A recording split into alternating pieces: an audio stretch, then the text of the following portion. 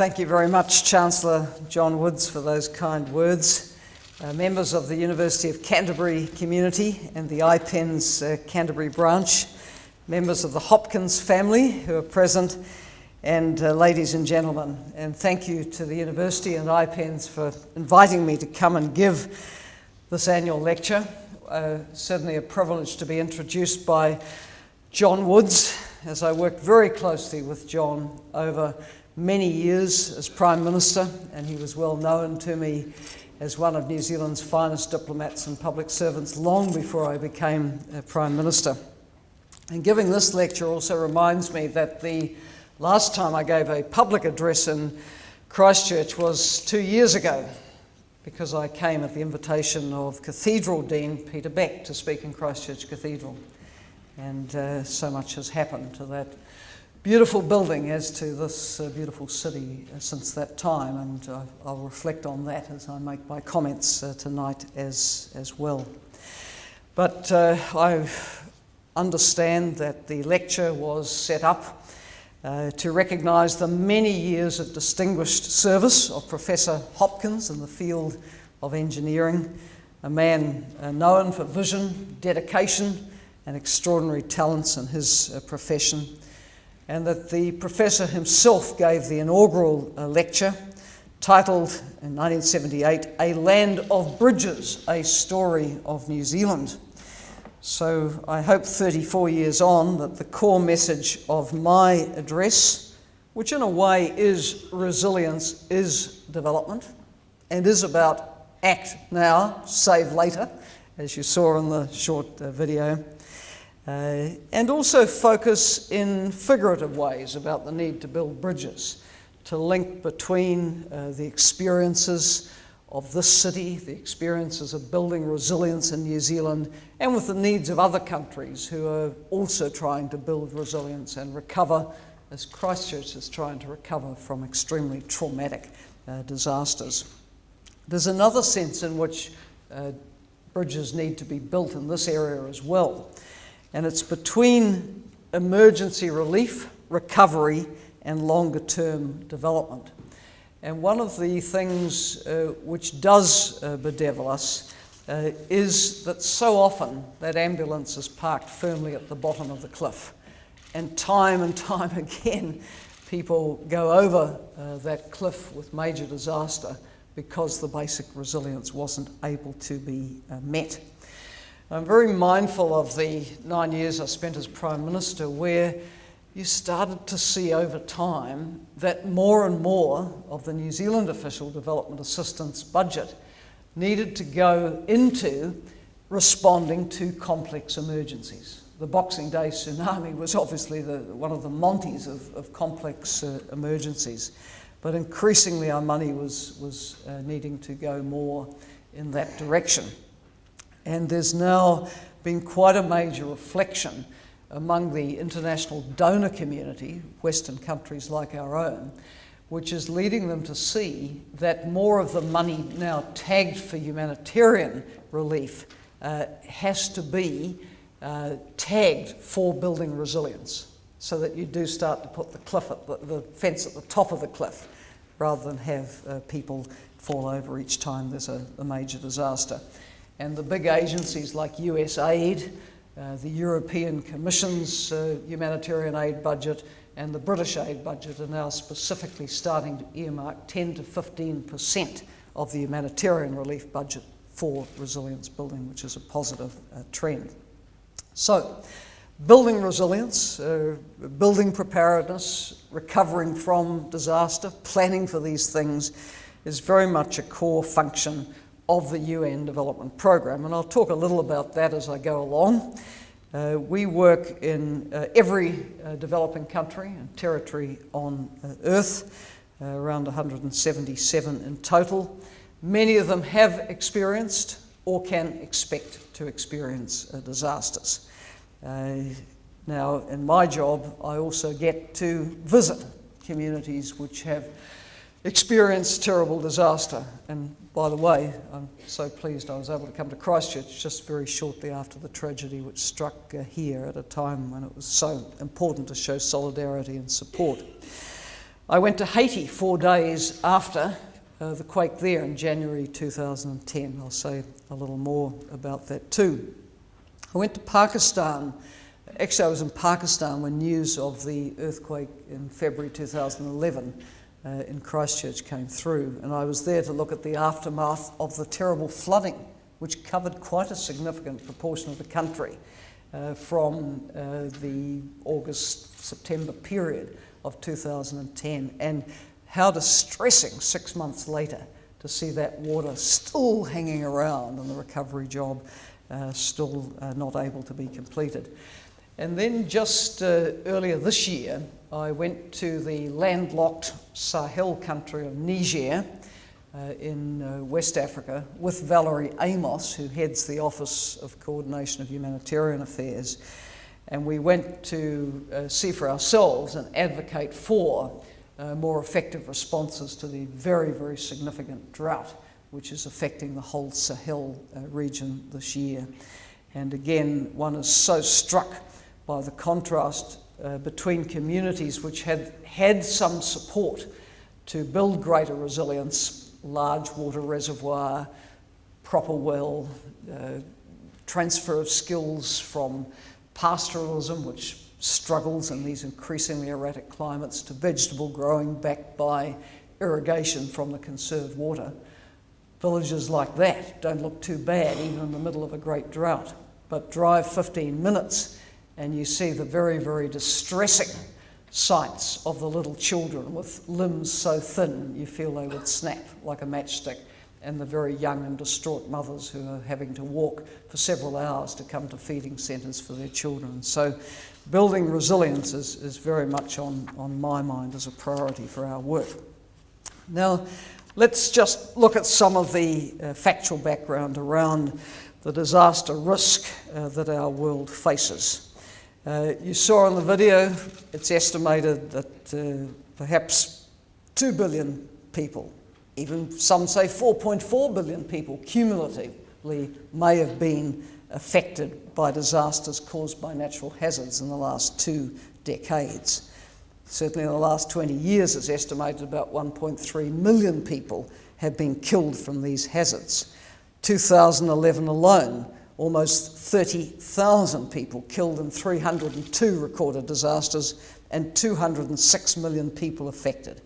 Last year, that included 106 million affected by flooding and 60 million by drought, mainly in the Horn of Africa last year. So the cost in human life and lives upset and destroyed is high.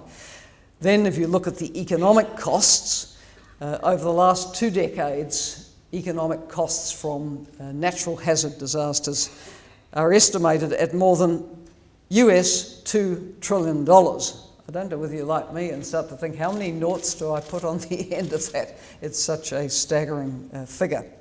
And last year, earthquakes and violent weather-related catastrophes made 2011 the costliest year ever for response and recovery from disaster. And again, the Canterbury experience has been an extraordinarily expensive event, not only by New Zealand standards, but actually by world standards.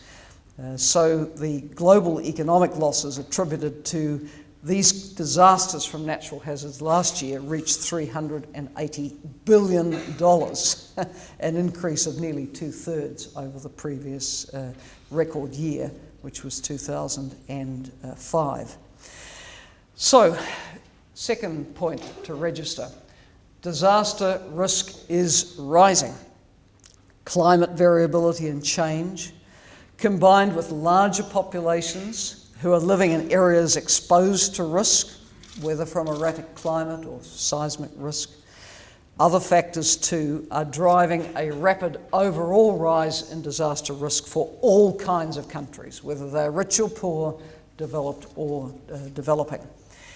And as we know from what happened here in Christchurch, from what happened in the Great East Japan earthquake and all of the flow-on effects from that, tsunami, nuclear meltdown, even when we have gone to tremendous efforts to be well prepared, we are not immune to the destructive forces of nature. But we also know that much can be done and has already been done in many places to reduce that impact.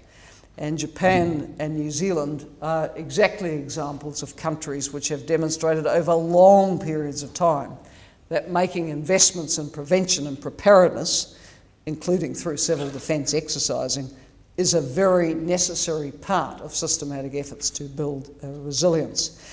You know, I think back over my years in public life, before we had the old parliamentary debating chamber renovated, we were at huge earthquake risk, and we were told that if there was a major shake in Wellington, what could happen to the old debating chamber was that the walls would go out and the roof would fall in.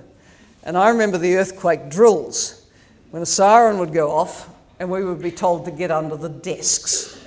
Not everyone fitted under the desks very neatly, but is it not true that about the only steel in the old building was in the drain pipes?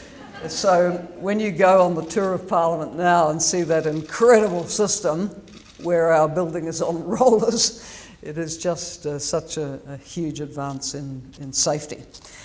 The loss of life and property here in Christchurch has been devastating, and I hope it is rather more than cold comfort to say how much worse it would have been if the investments in resilience hadn't been made in the past. That earthquake in Haiti in January 2010 was around the same magnitude as the major February 2011 quake in Christchurch. Now, what happened in Haiti was an estimated 220,000 plus people were killed. And it's clear that it is not the magnitude of the disaster or the natural hazard alone which determines the impact that it will have on humans and their communities. The truth is that many countries have not been able to invest or are not investing enough in prevention and preparedness. And among those who fund development, not yet enough support is going into this vital work of preparedness. And the result is another stark reality of our times, that striking inequalities persist. Striking inequalities characterise global disaster risk. The risk is disproportionately concentrated in poorer countries with weaker systems of governance and capacities. So, 95% of all disaster-related deaths occur in developing countries. Overall, the risk of being killed by a cyclone or a flood is lower today than it was 20 years ago, but the poorest countries are still the most vulnerable. Under 2% of global deaths from cyclones occur in countries with high levels of development, while more than half of the deaths occur in the least developed countries, the poorest group of countries on Earth.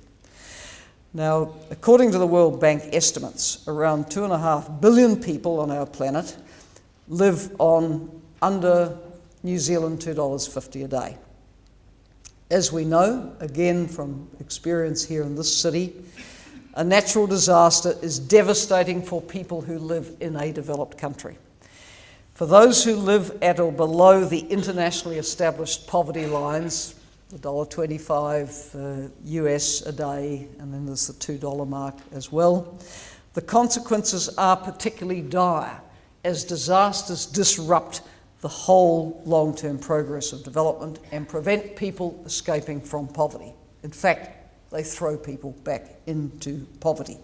Particularly noticeable in communities which are repeatedly affected by drought, where many are forced to sell their assets and are really taken to the barest subsistence level as a result. Now, when I was in Niger in February, a woman representative of the small peasant farmer organisations told me that what happens in a very severe drought in her country is that when the money runs out, the men leave home and they go to find work. Now, in the past, they used to be able to go to Libya in great numbers. That's not so easy anymore. Mali, next door to Niger now, has a raging conflict in its north in secession. People used to go down to Ivory Coast, but it's very unsettled.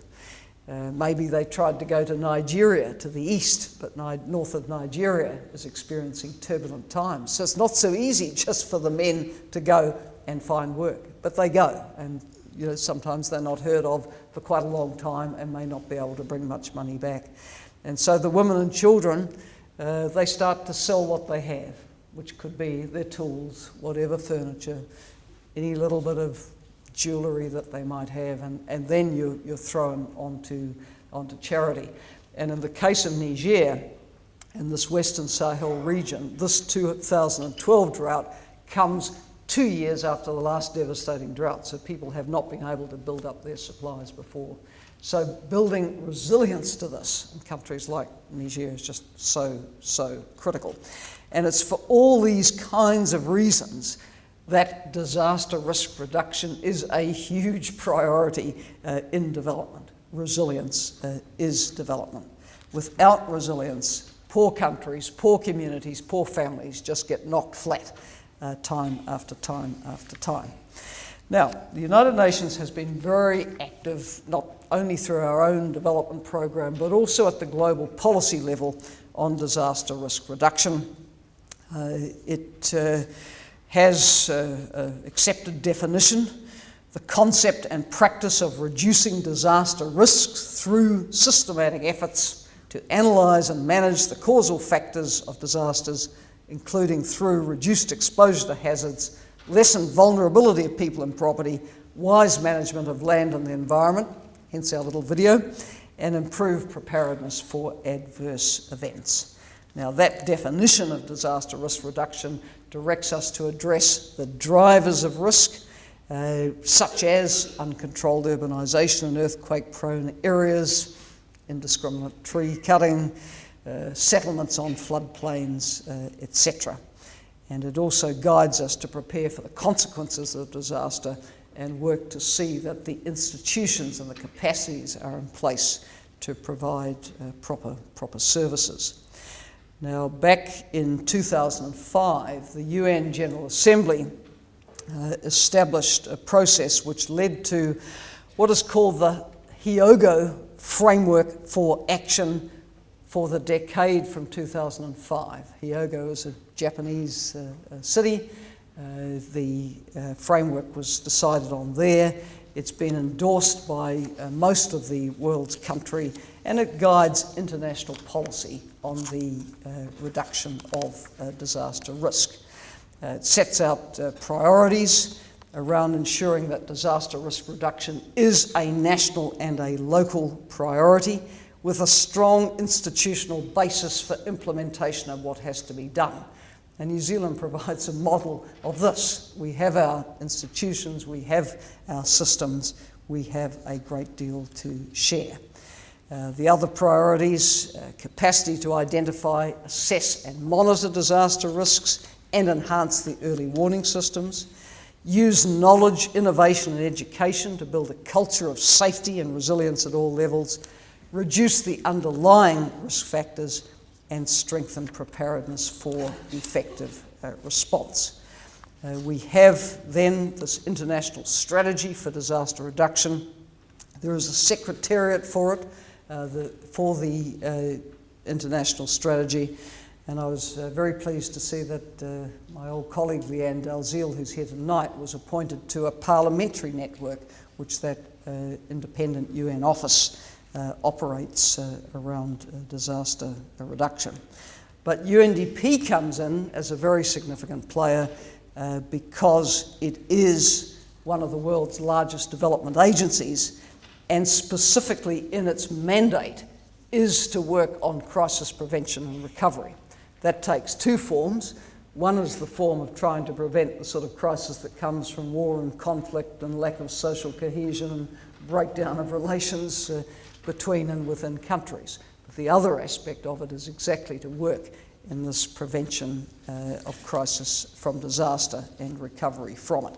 And I go back to my analogy about the importance of building the fence at the top of the cliff.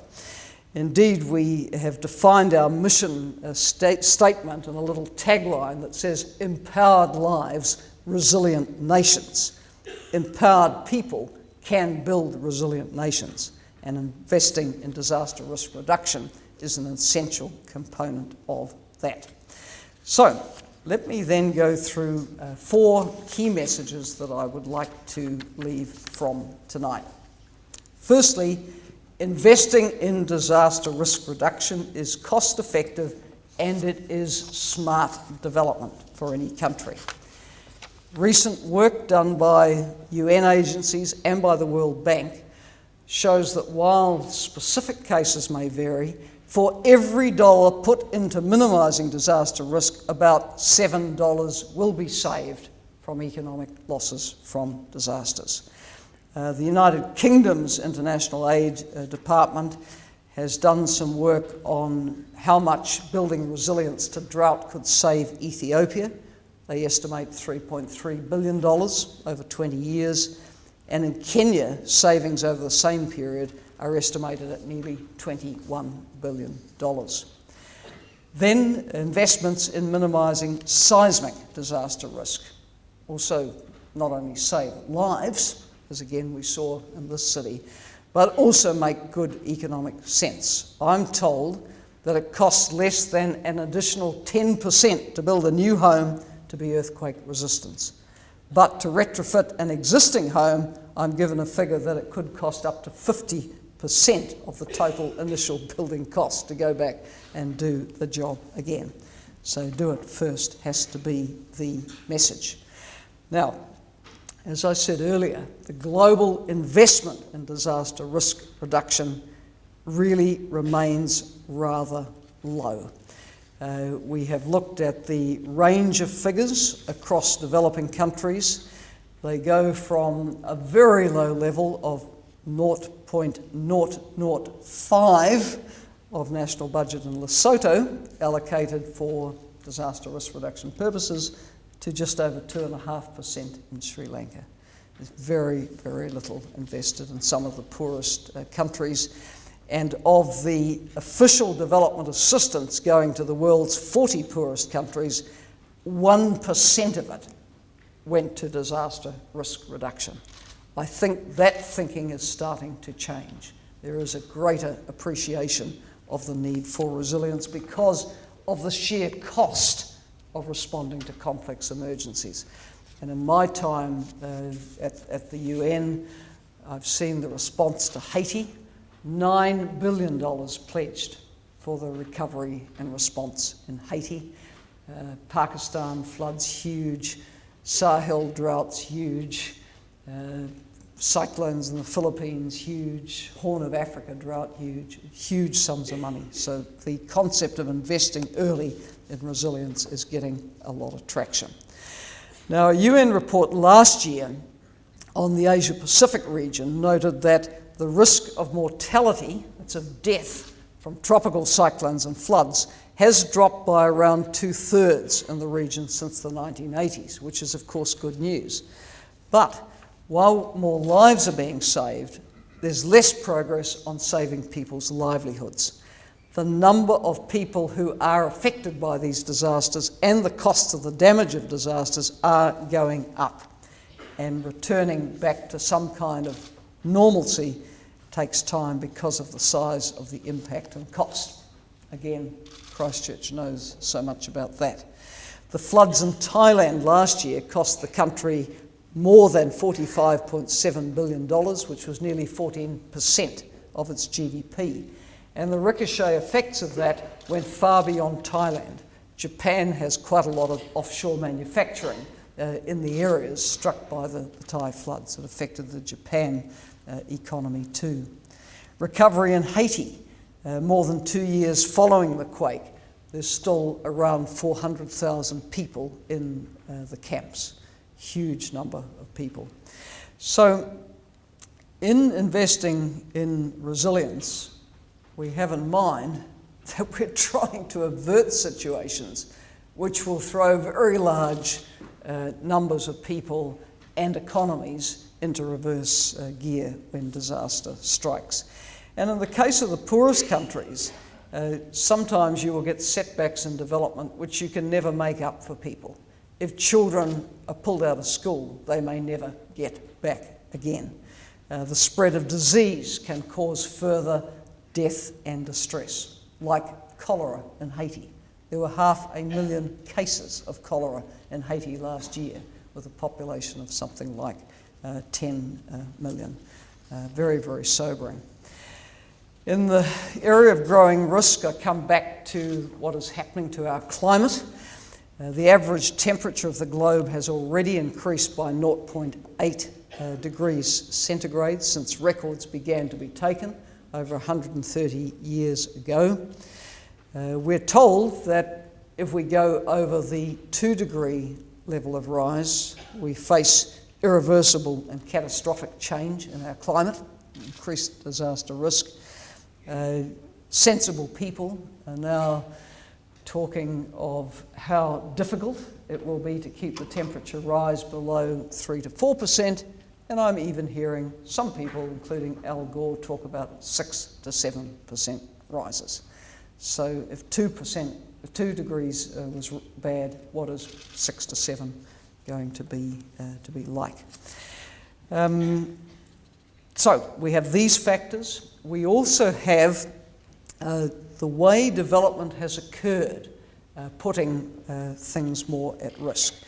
For example, in a lot of countries, the way and the location in which physical infrastructure has been built has been done without regard to possible risk. I guess we could think Fukushima when we say that, but also infrastructure that is exposed to flooding and other hazards as well. And in the case of those devastating floods in Thailand last year, some of the experts have argued that when the area was developed, including for industrial purposes, they didn't sufficiently consider natural drainage patterns, including the role of wetlands, and so this exacerbated the flood risk and increased the damage from the flooding.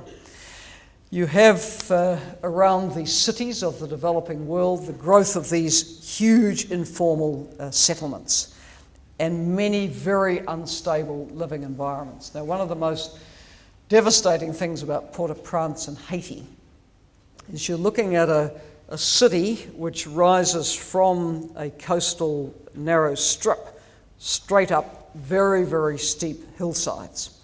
And on these hillsides are very steep ravines, and the poor come in from the countryside where there's very little opportunity, and they build their shacks down the ravines.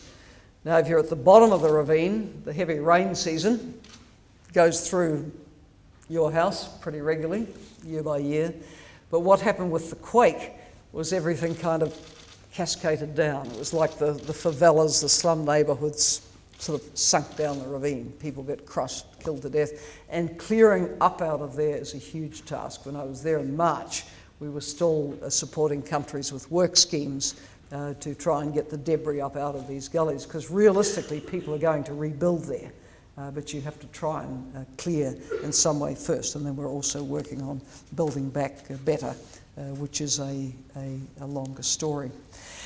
There's also the factor of some of the choices around development which have been made, such as promoting the growing of very water-intensive cash crops in countries which are in regions which are basically semi-arid.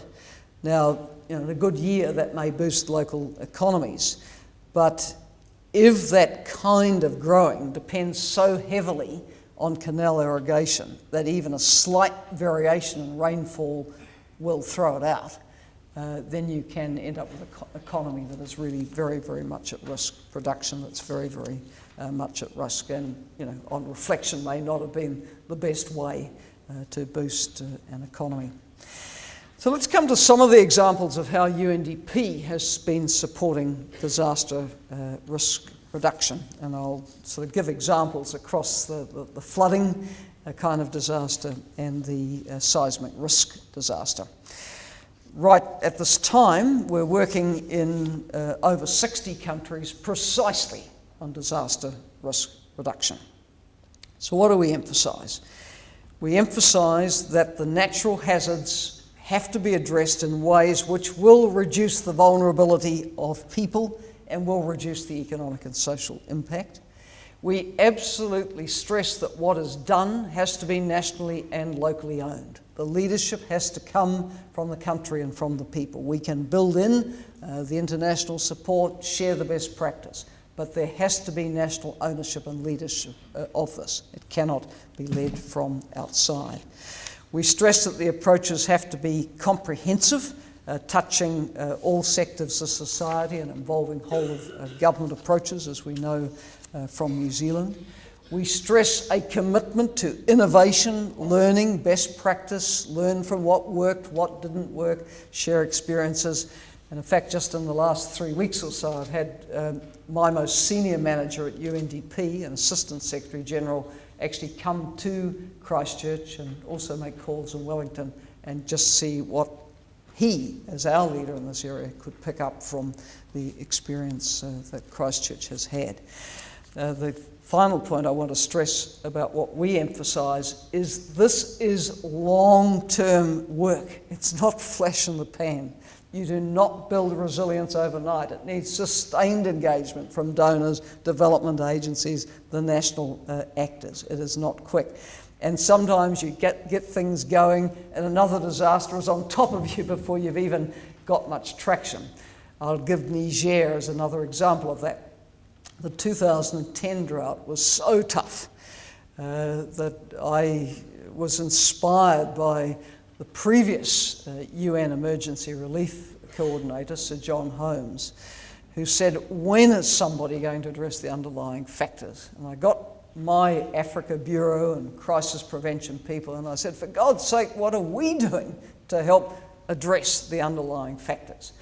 And we had, by happy coincidence or timing, just developed what we call the Millennium Development Goal Acceleration Framework approach to focus on areas of development which were really lagging and work on ways of getting all stakeholders in a country and the development actors and supporters and donors to work out what is standing in the way of actually achieving these goals.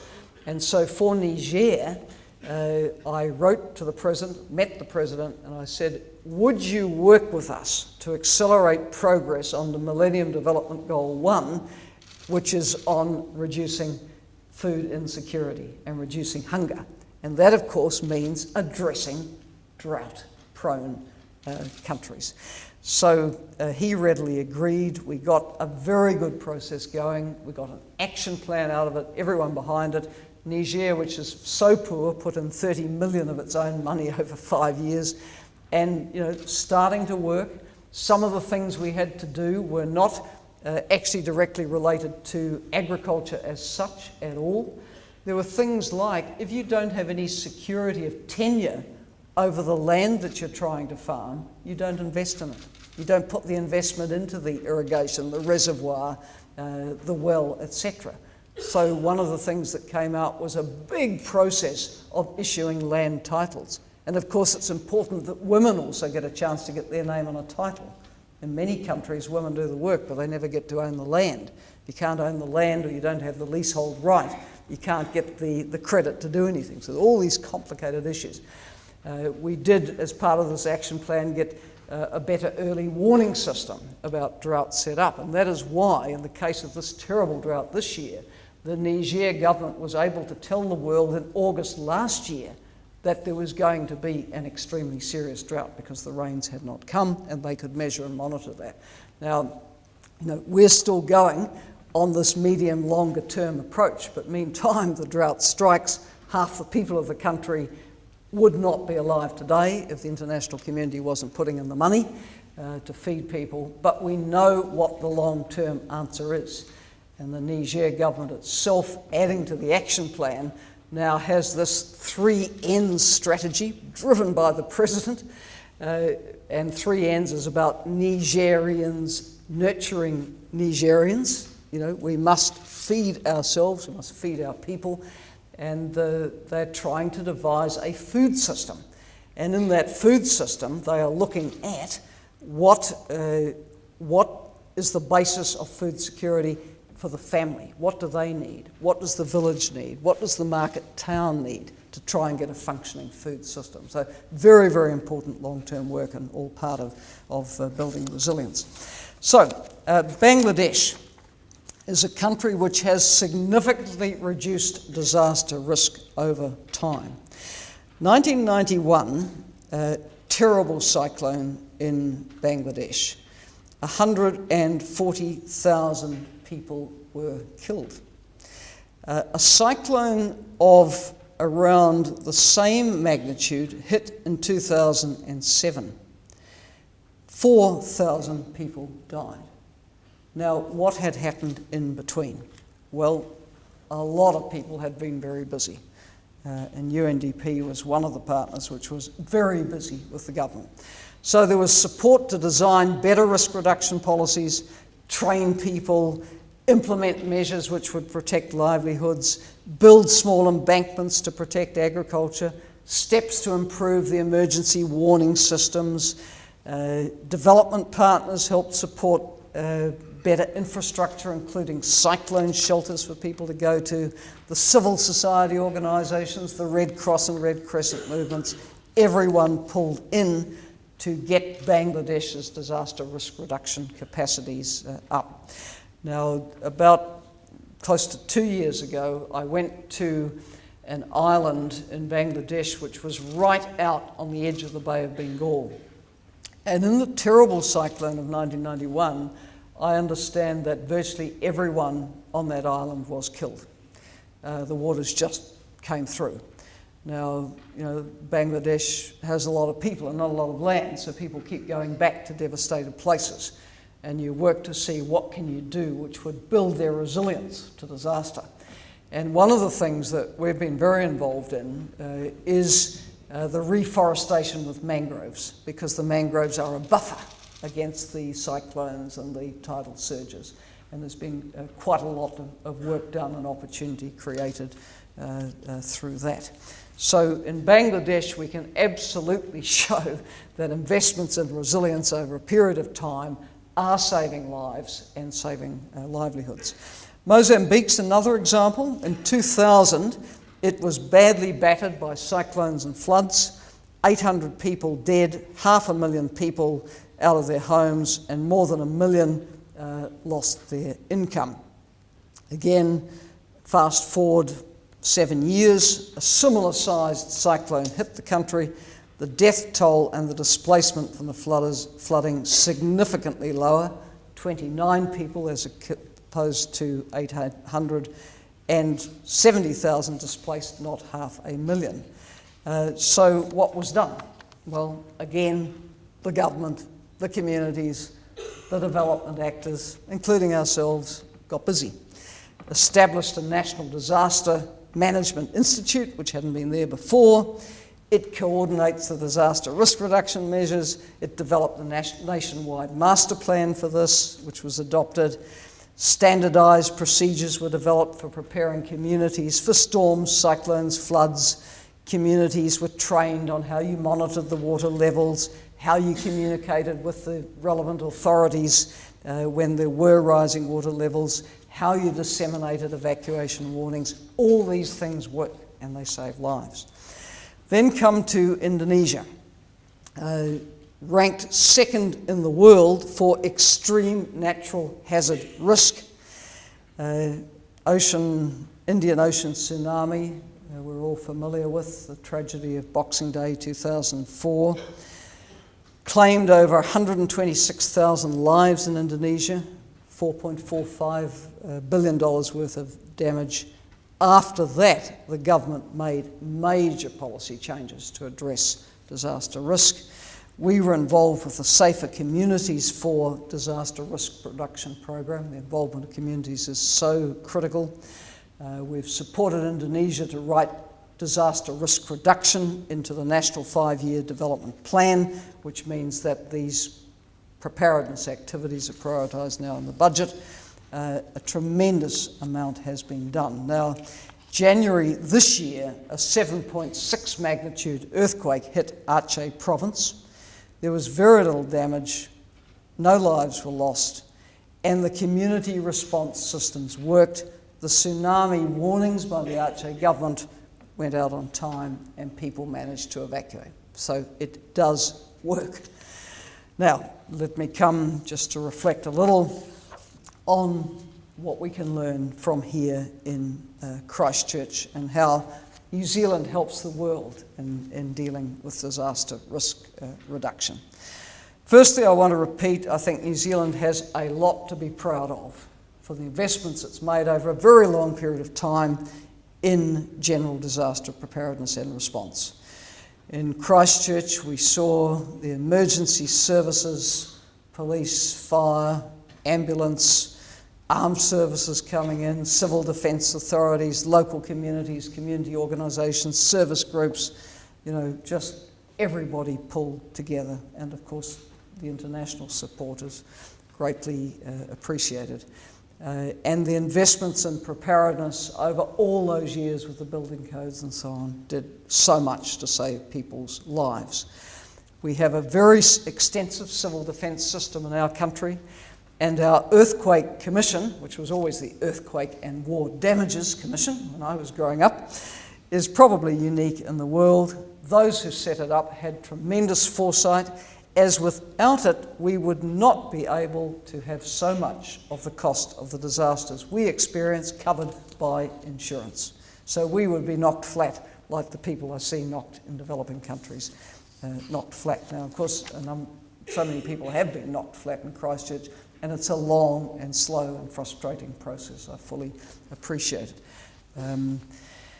Successive governments here have invested in prevention and better understanding of the risk that is posed by natural hazards. I seem to recall in my time in government, Michael Cullen ensuring there was funding for seismic detection and analytical equipment. Some of it, I understand, was used here in Canterbury. And investments like this help put New Zealand in the forefront of knowledge in this kind of area. We have so much to contribute through knowledge and innovation. Many developing countries increasingly do not ask for, do not want humanitarian support for disasters. They cope with that themselves. What they want is information and the best technical advice and support and experience shared on how to prevent the worst happening. Out of New Zealand have come innovative technologies like the use of the lead rubber bearing to buffer building foundations from earthquakes. All that expertise in earthquake engineering, volcanology, tsunami warning systems, which has been taken by our people around the world, including, for example, volcano lahar warning systems to Yogyakarta, Indonesia. And then there's all that specialist earthquake engineering assistance that's gone out to India, Iran, Nepal, the Philippines, Romania, Taiwan, Turkey, the Emirates, to name just a few. When I was Prime Minister, one of the things we were most proud to showcase when a leader from a country which was prone to seismic risk came to New Zealand was our cluster of engineering industries and professionals who worked in this area. I think I remember David Hopkins himself and others like him being part of the presentation to the Prime Minister of Turkey when he came a number of years ago. But it's really something where we have world-leading expertise. And I remember meeting David Hopkins and other Kiwi engineers working on a World Bank-funded project in Istanbul way back, probably in around 2000. Taking samples from building structures in Istanbul to test whether what the strength was, whether buildings were capable of strengthening and greater resilience and so on. So all very, very important work to share with the world. Now, planning for recovery, this is harder, and it's easy to be wise after the event.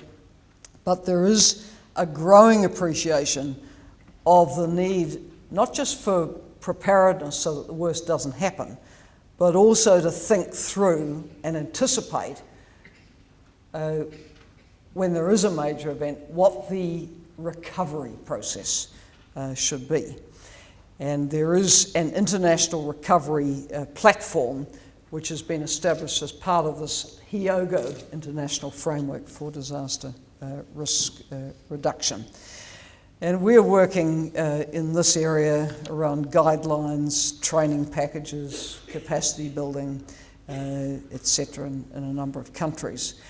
Some of the key messages coming out of this work is that obviously the recovery, the medium and long-term recovery, is a very difficult phase of disaster response, and doesn't Christchurch know it? Expectations are high. People want things to go back to some kind of normal state as soon as they can. So the more we learn from what's happened and think ahead and anticipate, what the processes need to be for the future, because disasters will strike again, our country and others, the better prepared we can be. When I think about what we've built in for recovery in New Zealand, I think back to some of those emergency cash schemes for farmers affected by very severe weather events when the income just dried up because of drought or severe flood or the big Canterbury snows. I think of the emergency employment schemes, which often help with the removal of debris. We've found a number of ways of coping with some of that kind of phase of early recovery. And UNDP works in that area in developing countries too. One of the things we did in Haiti was create a very, very big job scheme. We called it Cash for Work. And we created something over 200,000 short-term jobs, which had the advantage of people working for some income, which then gave them the money to buy something from the local trader and got the local markets working again, and the economy started to function. We did the same in Mongolia when there was the exceptionally heavy winter called a zood, which wiped out a lot of the pastoralists' animals and took away their living. We've done it in Pakistan with recovery from the floods. So, there are international examples of these kind of social protection schemes that work. It is very important to get broad participation in the way in which decisions around recovery are framed, and to see that people who have been affected do get that longer-term emotional and psychosocial support, because major disasters, as we all appreciate, leave a lot of scars on us as people. So when the emergency phase ends, people's needs certainly haven't ended. I understand my old friend Peter Beck, now City Councillor, has said, and I quote, "The wisdom of the local community always exceeds the knowledge of the experts." Well, there's a lot of truth in that.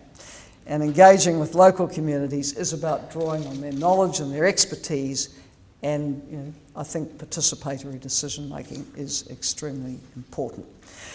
Now, let me end with a few comments on where the international policy framework on this is going.